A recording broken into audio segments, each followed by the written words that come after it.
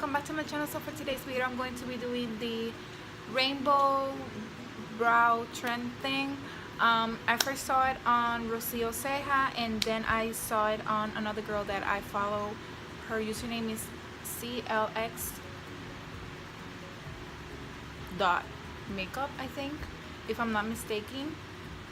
Okay, I gotta check that.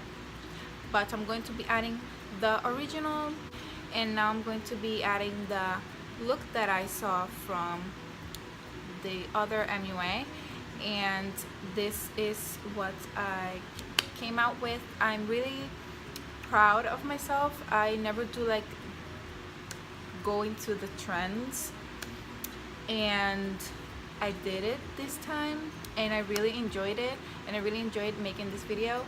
So yeah, if you guys want to see how I do this look, just keep on watching.